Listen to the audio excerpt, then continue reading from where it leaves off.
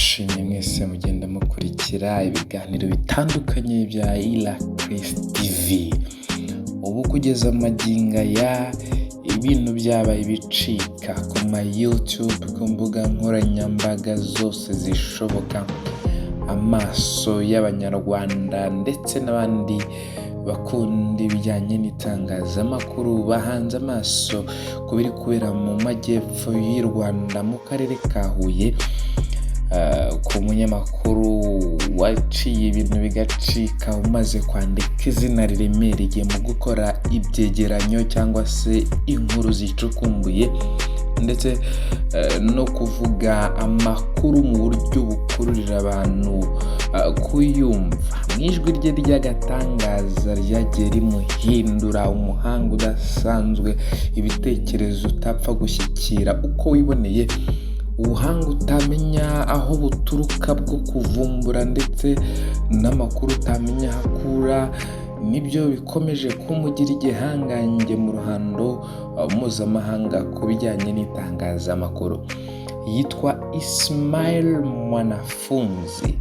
Ndatekereza ko atari ubwa mbere wumvise iri zina. Iri ni izina riremereye ku itangazamakuru rya hano mu Rwanda.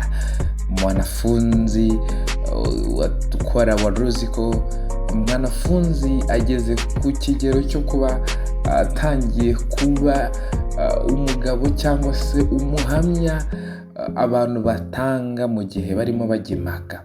Ugasanga umuntu arimo kuvuga ngo njyewe ibyo bintu njye narabyumvise, Mwanafunzi arimo kubivuga kuri radiyo. Uyu rero ni umunyamakuru wakunze itangazamakuru akiri muto cyane, dore ko ariko agenda abisobanura. Yakundaga kumva n'ubundi azaba umunyamakuru, byaje kurangira bibaye impamo ndetse aba n'umunyamakuru atatekerezaga ko yaba we. Ndatekereza ko abenshi batangiye gukunda kumva radiyo, cyane cyane abo muri iyi generasiyo batangiye kumva Mwanafunzi.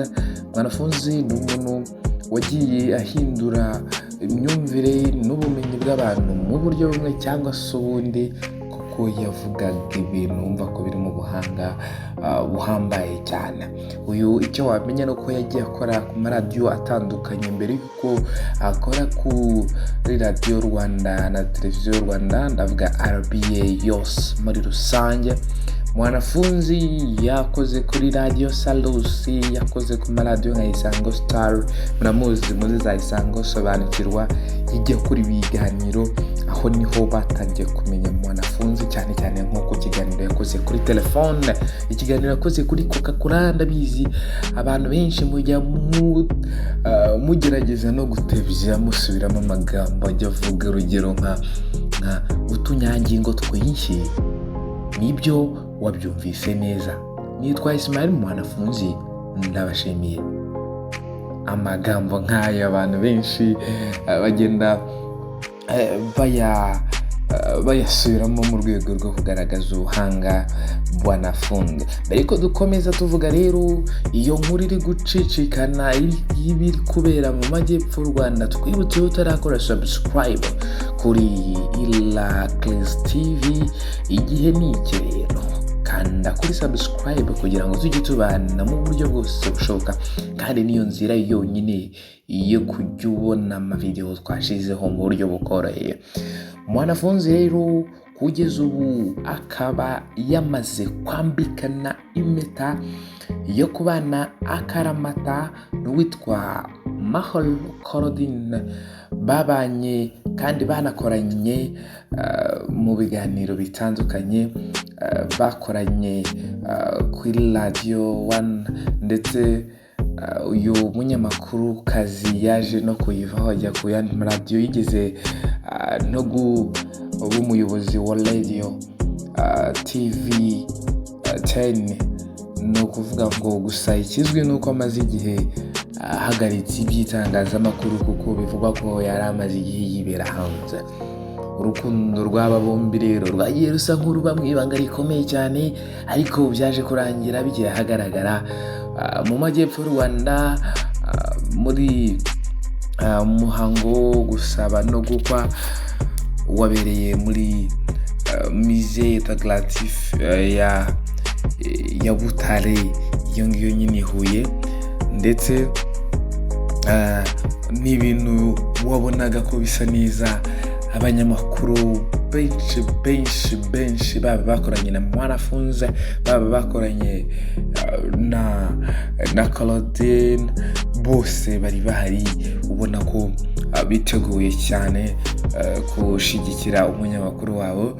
Yagiye agaragara mu buryo abantu benshi batekerezaga ko adashobora gukora ubukwe, gusa nyine byarangiye agaragaje ko burya bira nta kazi n'ibyo abakora bitandukanye n'ibindi.